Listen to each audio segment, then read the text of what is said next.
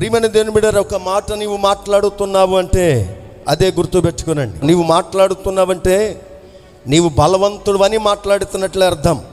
నీవు బలవంతుడు అని ఒకవేళ మాట్లాడుతున్నావంటే నీకన్నా మనందరికన్నా బలవంతుడు దేవుడు కదా. మాట్లాడుతున్నటువంటి ప్రతి మాట ఏం చేస్తాడు దేవుడు? లెక్కలోనికి తెస్తాడు. మా నాలుకలతో మేము సాధిస్తాం, మా మాటను బట్టి మేము సాధిస్తాం అనుకుంటున్నాను. కానీ దేవుని యొక్క వాక్యము స్పష్టంగా మాట్లాడబడుతున్న మాట ఏంటంటే, ప్రార్థన చేస్తున్నటువంటి నీవు, దేవుణ్ణి కలిగినటువంటి నీవు, మన జీవితాల్లో తొందరపడి ఏది కూడా మాట్లాడటానికి వీల్లేదు. మా పెదవులు మావి, మాకు ప్రభు ఎవడని మాట్లాడే ప్రతి వారికి కూడాదే. మాకు ప్రభు ఎవరు? మా పెదాలు మావి, మా నోరు మాది. నేను మాట్లాడుకుంటే తప్పేంటి?